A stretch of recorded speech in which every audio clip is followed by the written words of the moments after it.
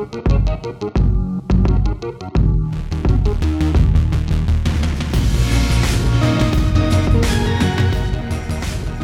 Nerf Herders, I'm Addy Thomas. And I am Ben Milton.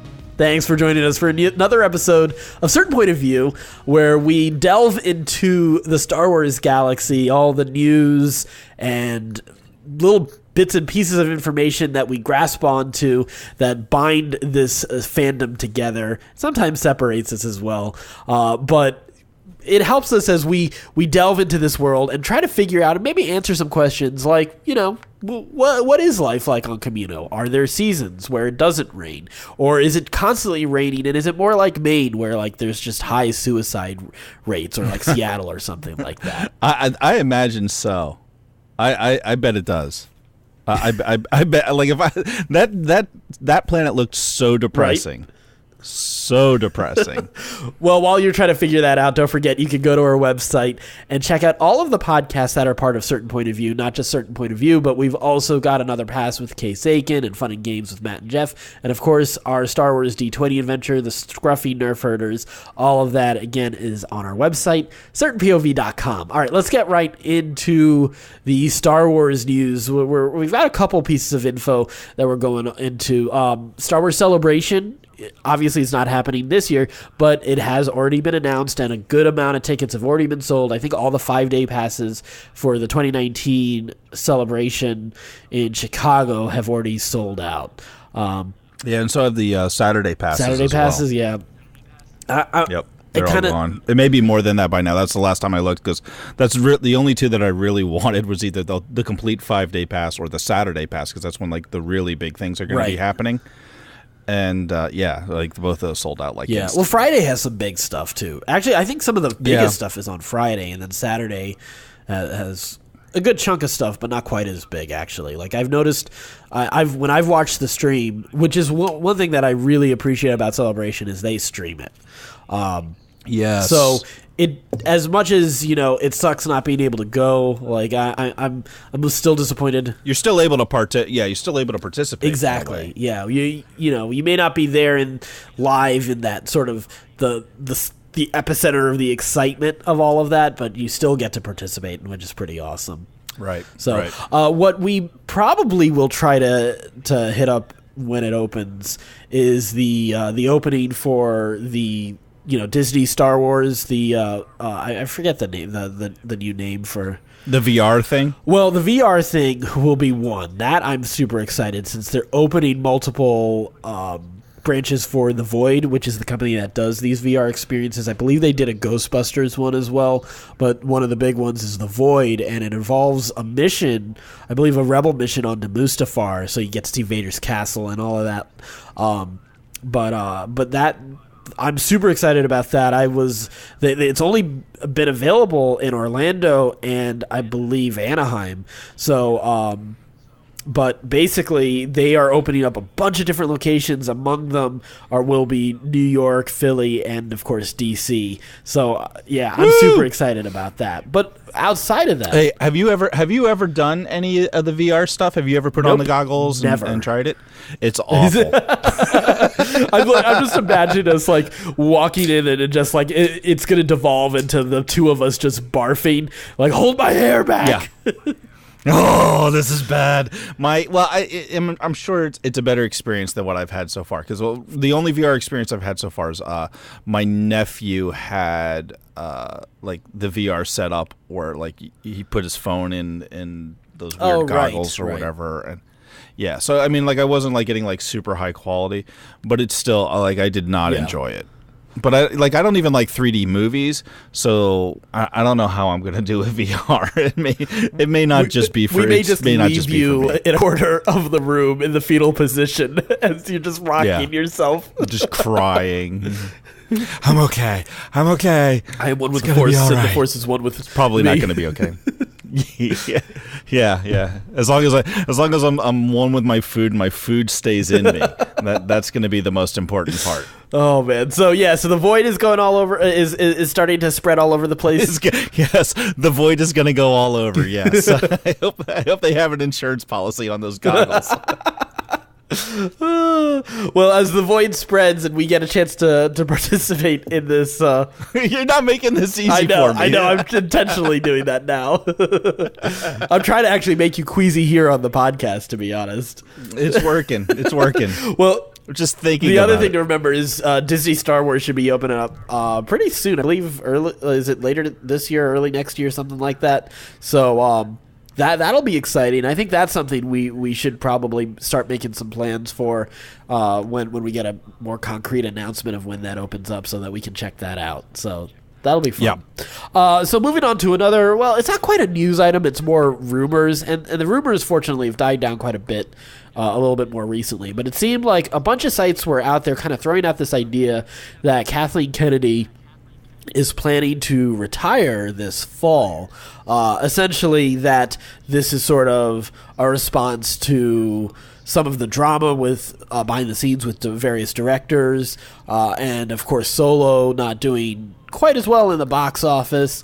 So all of that is, there's have resulted in sort of rumors that she would step away from Star Wars and that she should be replaced.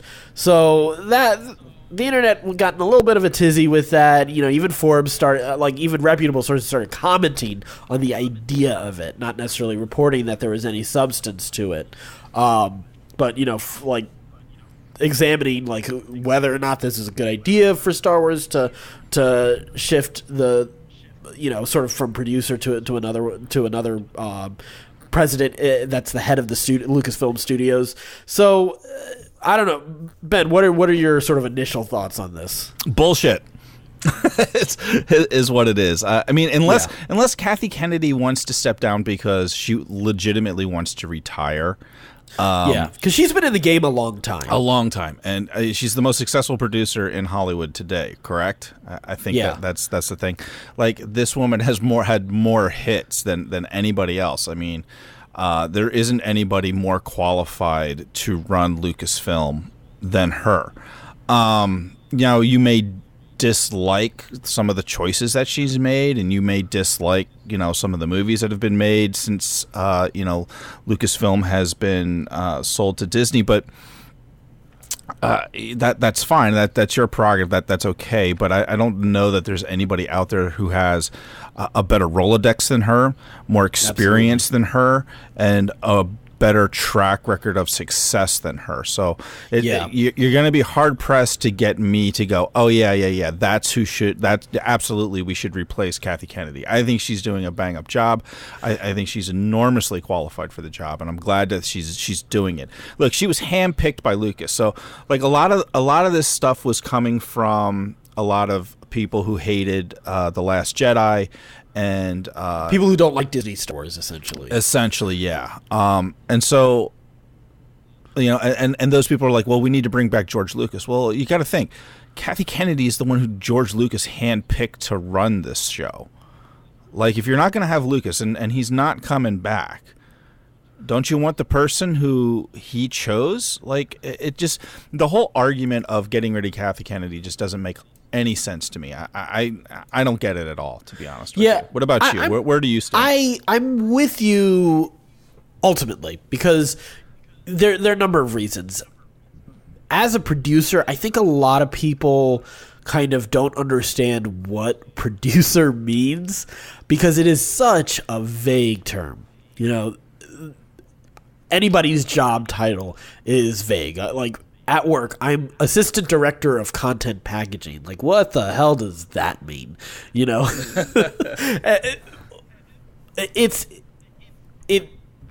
Producer. I think a lot of people we've gotten some sort of transparency from some studios versus others, and I think, or at least the sense of transparency. We obviously don't know the inner workings of everything, but when you look at Marvel, one of the many things that I think you can attribute, there are several factors that attribute to their success compared to, DC, who was trying to build their film universe. And I think, of the film universes that are out there right now, you have Marvel, you have Star Wars, and you have DC. Those are really it. The MonsterVerse never really took off. the Hasbro universe hasn't stretched out beyond Transformers yet. So those are really the only 3 examples you can talk about. So we have very limited, options even to really kind of talk about this. But I think the easy thing is for people to look at Marvel and you see Kevin Feige. And, Feige is known as a comic book fan. He's known also as somebody who has worked on some past movies that aren't good, Marvel movies that aren't good, as someone who advised on scripts and gave notes and, suggestions here and there. That's essentially what he did for Spider-Man Homecoming. Sure, he had much more... He was much more integrated into that movie because of how that relationship worked with Sony, but we get to see his fingerprints on the entire Marvel universe. So there's a lot of confidence that comes from the track record that Feige has established within this universe. And I think a lot of people are looking over at Kathleen Kennedy and they see, all right, well, if Kevin Feige is doing this, why do we have... with arguably much smaller selection, a sample size to deal with Kathleen Kennedy, they're shouldn't Solo have done better?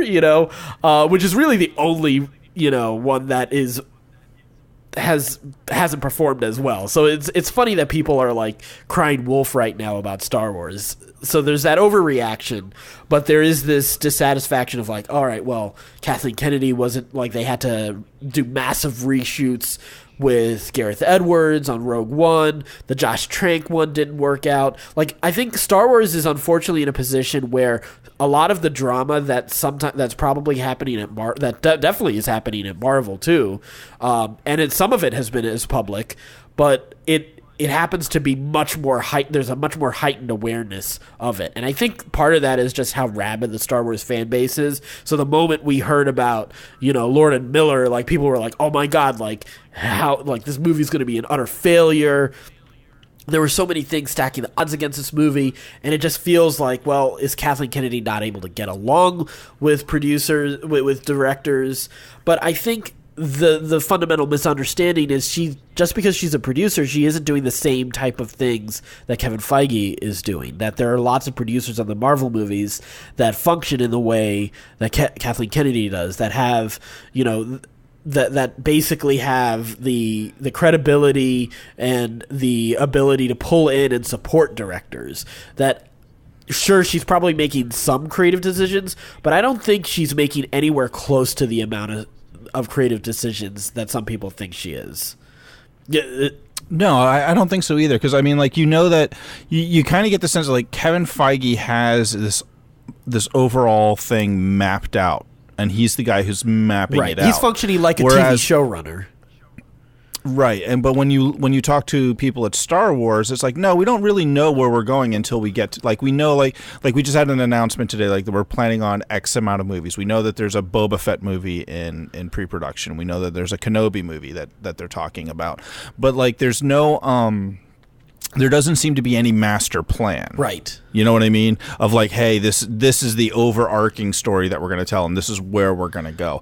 That doesn't seem to be in place at Lucasfilm. And I think some people, as fans, I can see that if you're comparing the other 2 film universes that exist out there, you see the lack of leadership at DC, and you see the presence of strong leadership at Marvel. So I think fans kind of hope for I just don't want to deal with these disappointments like DC has, they're glimmers of hope, but then they're very quickly shut down, they're by Suicide Squads and by Justice Leagues and by Batman's versus Superman, all of those kind of movies. So I think there's that fear with Star Wars when you don't have the presence of a Kevin Feige showrunner type.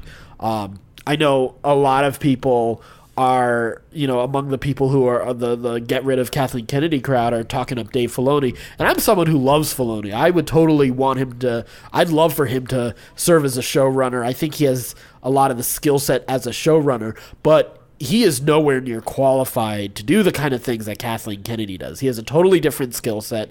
He doesn't have the connections that she has. He doesn't have the financial backing that Kathleen Kennedy has to be able to take take these movies and make sure that they get the support that they need from wherever. So it's kind of like there are a lot of people kind of comparing apples to oranges when it comes to Filoni and Kennedy right now.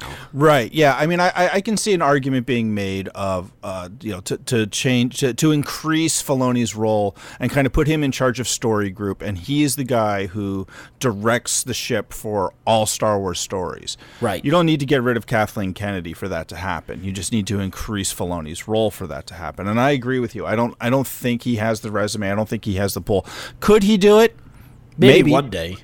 Maybe today. Maybe if we threw him in there, he could do it. You don't know. I mean, that's the problem with this kind of speculation is, I mean, maybe he'll rise to the challenge. Maybe I'd like to think he would. Does he want to do it? I don't know. Maybe. I think that's the other key thing. I think Filoni is so in love with being able to be part of the storytelling. One of the things I really like about Filoni is something that whether you like this or not, how much he screws with the fans. Well, that I love. He is incredible with that. Like, imagine if he was Rian Johnson. Like, the Rian Johnson haters would hate him even more because he loves messing with the fans. Mm-hmm. But that being said, I think he and Rian Johnson understand the spirit of Star Wars better than anyone else. They understand the flexibility and that Star Wars has. In terms of storytelling, and we haven't seen Rian Johnson do it yet as far as the variety of storytelling. Filoni, what encourages me about Filoni is able to do a lot of different things in the Star Wars universe. In the same way that Luke has pulled in lots of different influences for Star Wars and for Empire and for Return of the Jedi in ways that we really love. Like, I think some people have gotten a little too obsessed with this idea of like, okay, Star Wars is about lightsabers, or Star Wars is about the Force. Star Wars is about making sure we have this, this awesome lightsaber duel, this thing about destiny. Like, these are elements you always need. Like, for me, Star Wars, yes, it has those elements, but it's also a place where you have scoundrels, where you have the mob.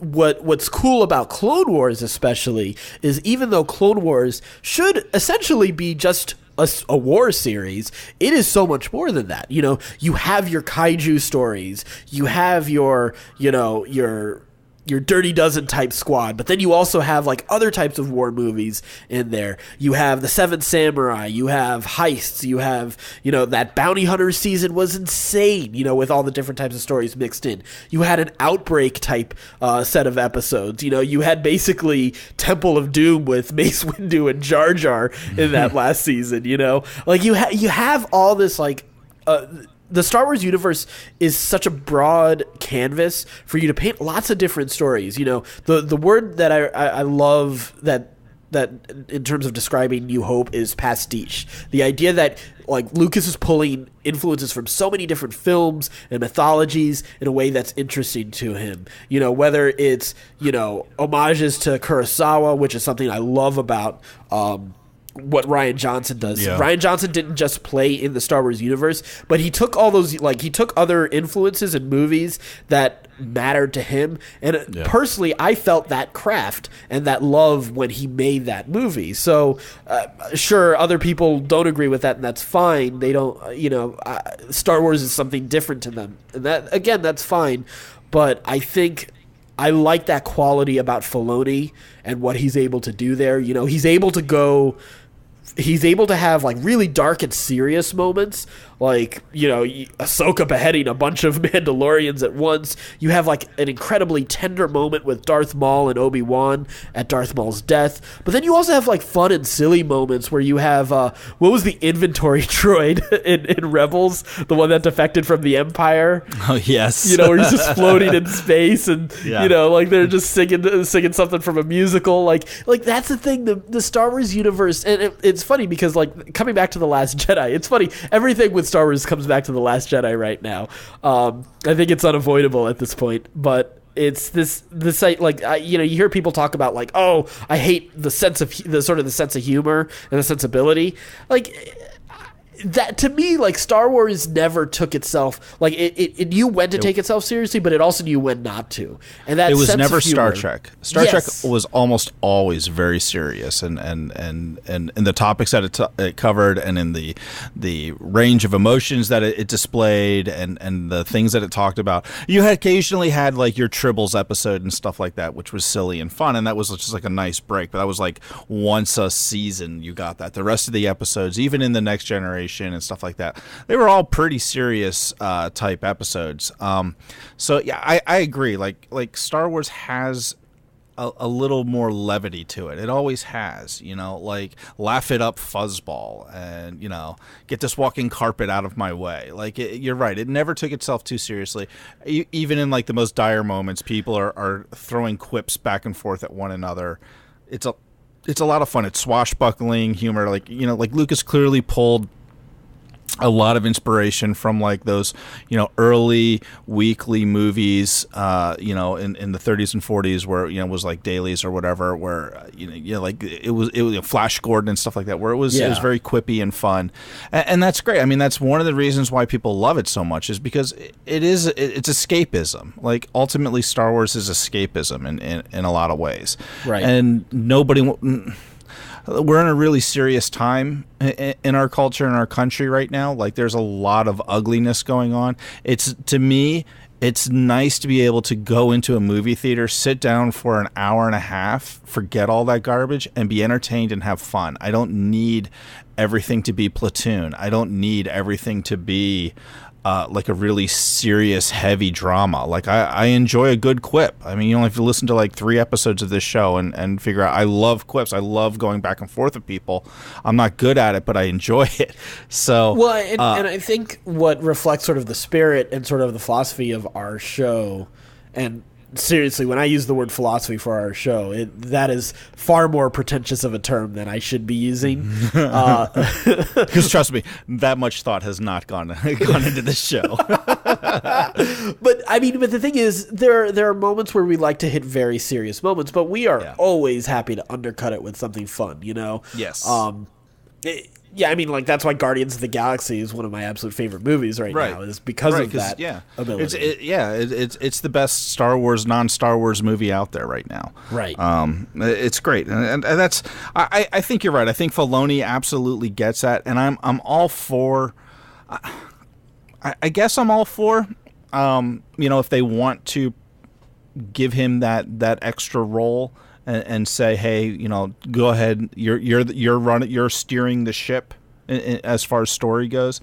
I'd be okay with that. I don't know if it's necessary. I kind of don't feel like it is. I've been happy with the stories that we've gotten so far, right, and the direction that we've gone so far. So I know, like you said, like it's reassuring to know that there's Kevin Feige over at Marvel. But that doesn't mean that that's the only way to do this, or even necessarily the right way to do this for Star Wars. Like it's working very well for Marvel. Yeah, and that's great. But that doesn't mean that it has to be that way. I think the thing to add to that is I think another reason why there's like a bit of a plus in the column for Filoni taking on a role like that is I do think Kathleen Kennedy comes across as more corporate, and she's obviously in a corporate position, so that's natural. Yeah, she's the president of Lucasfilm. Right.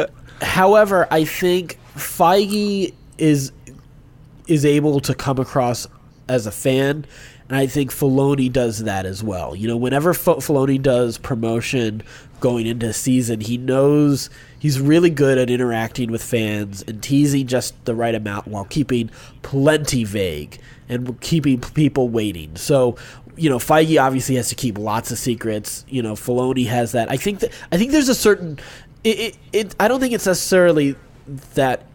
I think Filoni scratches a certain itch that fans like, and that I think Kathleen Kennedy has, as a studio president, as a producer has never really had to do for any of those other movies. Like when the Back to the Future movies, big franchise Indiana Jones movies were coming out, there weren't really cons that she had to go to regularly and kind of do the hyping up. Like there was a lot of like, okay, well, this is the studio, this is a big movie, this is a tentpole movie. Let's do everything we can to make it, equip the creatives to do what they do best. Fortunately, she had a good collaborator in Spielberg for most of the movies. So, there was already a certain level of quality that she was already associated with there, as opposed to now you're expected to be doing the PR for a rabid fandom that is just so crazy that will harp on the slightest detail. And the way the Marvel fan, comics fan bases are the same way, where oh my god, you didn't adapt this the same way, Loki's horns are slightly more concave, and that's just not the Loki that I deserve. Dealing with that fan base, I think Filoni knows how to work with that fan base a little bit better. I think that's the itch that might need to be scratched. There's still going to be people who hate it. Yeah, I mean, and that's a new phenomenon, right? Right. I don't ever remember in movie Hollywood history of the studio president having to be the face of the film. I think Lucas is in many ways the first one to have to be that, and in fact he didn't have to be that for the original trilogy, but he did have to for the prequels, and that's where we really started seeing a lot of that kind of fan hate and entitlement kind of creep into the relationship with these producers and directors. So Lucas has not only been a pioneer with Star Wars in general, but also with dealing with the evolving face of fandom in a very interesting way. So, yeah. That's something we'll have to dig into a little bit later on another episode or something, because that's interesting. I never really thought of it that way, of he was the face of a company. I always just figured, well, he's the face of Star Wars, but you're right, he was the face of a company, and he was a director, and he was dealing with producers and directors as well, and actors and stuff like that. He had a very complex relationship that most creators don't have to deal with that. Not only creator, but especially studio heads. Studio heads don't have to deal with that shit. Right. That's something that's extremely unique to Star Wars, and kind of sets it apart from everything else. Exactly. Dealing with sort of the con-going audience, and they're because that con-going audience has become more and more important as time has gone on as a marketing tool. But that existed as just a fan event while Lucas was still getting that. But as it was evolving into, it became something more. Yeah. Yeah. So. Yep. Interesting. So let's stick with Lucas a little bit longer on this one. We're going to talk about another story that came out recently. So recently, I believe on AMC, James Cameron's had a TV series called James Cameron's Story of Science Fiction. And he's been interviewing a multitude of sci-fi legends and directors and storytellers, and he did an episode with George Lucas. But there's also a tie-in book that was released and in there is a little bit of commentary that's been, anybody who wanted to hand the reins back to George is very quickly like, you know what, we need someone else entirely. Because maybe Kathleen Kennedy's not doing such a bad job. So here's Lucas's remarks that were it was tweeted out. This is out of context, so we'll first look at this quote, and then we'll look at the bigger context of it in a second. But Lucas said the next three Star Wars films, talking about the sequel trilogy, he says they were going to get into a microbiotic world. There's this world of creatures that operate differently than we do. I call them the Wills, and the Wills are the ones who actually control the universe. They feed off the Force. If I'd held onto the company, I could have done it, and then it would have been done. Of course, a lot of the fans would have hated it, just like they did The Phantom Menace and everything, but at least the whole story from beginning to end would be told. So, essentially, it's double downing on midichlorians, which is like the quickest way to trigger a Star Wars fan. Yeah. Yeah. Let's talk about the context of like the larger context of this before we really get into it. Here's something to back it up just a little bit. When I saw this, I didn't hate it. So I definitely have just lost all nerd credibility by saying that. I did. My initial reaction was, well, no, thank God he didn't do this. As I took a deep breath, and you were like, "Stop overreacting," I was like, "Okay, why am I having this reaction?" And let me think about this for a second. I'm not against it. I'll be honest with you. I can see a way to make this work, and that it would be fairly interesting, and it's actually like kind of based on science in a lot of ways. Like, right. I remember I was listening to a podcast and they were talking about gut biome and how there's like all this bacteria and all this gut biome inside of our bodies, and basically like when that stuff is off whack, like it changes our mood, it changes the makeup, like the makeup of our body, like the gut biome basically like has a lot of control over whether or not we're depressed, whether or not we're happy, whether or not we're relaxed or stressed. Like just by controlling that, you can control a lot of the rest of your physical body that you think of as you. And this gut biome is just sort of like traveling inside of this tunnel that starts at our mouth and ends at our ass. But it has complete control over the water around it. Right. So if you kind of come from it on that aspect, the midichlorians really kind of aren't that weird. Like it is something that we're already familiar with and experiencing as humans. I mean, you would have to go pretty deep as far as explaining it and making it interesting. And I don't know like how you would do like it all. Like he almost sounds like he's describing like inner space. Right. With, the movie with Martin Short a little bit, which I don't know that that's really the Star Wars movie that I want to see. Well, see, so here's the thing. So it's funny because a lot of people have jumped to that, like, oh, like Honey, Honey I Shrunk the Kids. Honey and I Shrunk the Kids. Yeah, like that's sort of the impression I get, like or like Ant-Man, essentially, like going into the quantum realm. At best, is what I've seen the comparison to. But very few people have reacted positively, and for me there are a couple things, and I'll have to break this down. So we're going to deep dive a little bit into this. Okay. So I don't get triggered by midichlorians because, and this is more of a headcanon thing. I understand why people do get triggered by it. Like, I absolutely hated the way midichlorians were handled.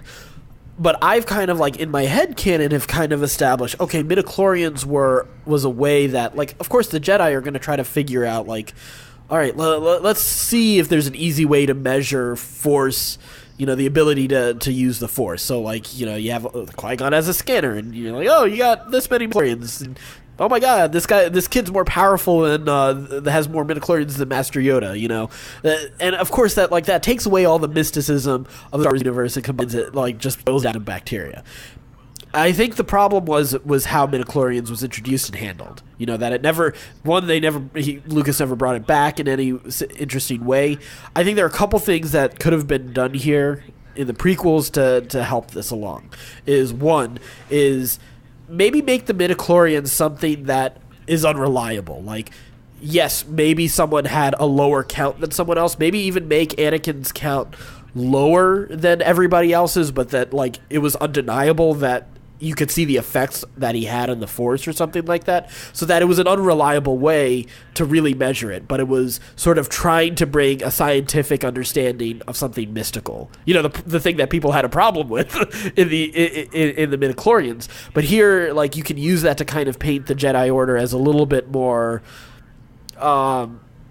they're trying to rely on these measurements as opposed to understanding that something like the Force is ebbs and flows, as opposed to, like, all right, well, you've got here's your score, here's your standardized testing version of your Force power, So I think that was one aspect. I think the other direction it could have also gone is, well, like, maybe like you could have had the Jedi Order sort of manipulating in people's, like, like midichlorian counts, maybe getting paid off to take someone to become a Jedi or not to be a Jedi, or ignoring poor people or ignoring the slave situation on Tatooine like they basically did, stuff like that. Like, you bring that kind of stuff to light, and the midichlorians are sort of like a method of how the Jedi Council sort of manipulates the Jedi Order. Like, that could have been something more interesting. And that comes back to something like, we've talked about this several episodes, that the Jedi Order shouldn't have been so clearly the good guys in the prequels,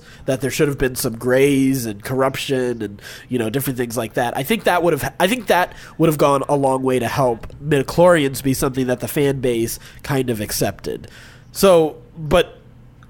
I know where you're going. Yeah, I don't think the fan base wanted that. Like, I think, and you see this in the Last Jedi Backlash, the fan base doesn't want the Jedi to be gray, like, or to, like, they want their Jedi. They want Luke Skywalker to be Superman, and they want the Sith to be pure evil, and they don't want there to be any confusion about that. That's very true.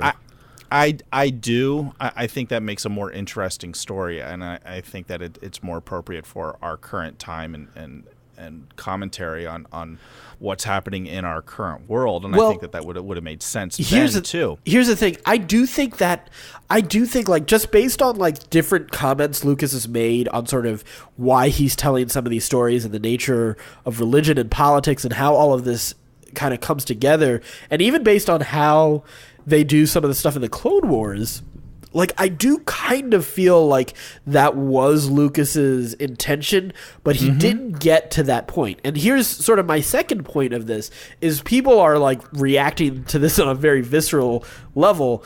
But here's the thing, at different times, Lucas has had different ideas for what the Star Wars, these 6 or 9 movies or 3 movies, like, the story of how much he's actually written has varied depending on what day or time or what the weather is. Like, when you ask him, they're completely different ideas that have happened. Gary Kurtz has talked, like, I mean, it's funny because people are complaining, like, I've heard people complaining that, like, it doesn't feel like anyone had a real plan about where these movies are going. Like, they're just, going by the seat of the pants. Well, if you studied, like, how Lucas did the original trilogy, that it was a lot. There was a lot of that too. Like, I don't think people understand. Yeah, they were making it up as they went. And that's part of also the creative process of all of this. I mean, Vader was never intended to be Luke's father. Like, there was one of the earlier drafts of Empire had Luke's, like, Anakin show up as a Force ghost on Dagobah alongside Yoda and talk to Luke. It wasn't Vader at that point who was his father. Leia was definitely not supposed to be Luke's sister. Like, Gary Kurtz talks about how the other Skywalker was going to always be part of the sequel trilogy, and she was trained on the other side of the galaxy, and the Emperor was supposed to be the villain for 7, 8, 9. Not exactly. So like, there's like the story, like, storytelling evolves. Like, even the original script for New Hope involves lots of Senate meetings and audiences with kings, and like, there's all sorts of like other, like, that original script is so different from the New Hope that we got. So what I think what Lucas threw out here is sort of not like a fully developed script that was ready to go with this set of 3 movies, but was more of like that general idea he had for the Star Wars before he originally made A New Hope. It feels a little bit like James Cameron called him up and was like, "Hey George, like, talk to me a little bit about Star Wars. Like, if you still had it, what would you do?" And George was like sitting somewhere, drinking a Coke, and was like, "You know what? Let me just throw out this idea. Here's what I would have done. If I had kept Star Wars, I would have developed that whole midichlorian idea a little bit more in the Force of the Wills, because that's never been done, and that's kind of something. And that's like it feels like it's that kind of off the cuff thought process put into it. When I read it, and maybe I'm reading it wrong. Maybe that is, like, he did put a lot of thought into it, and that's what.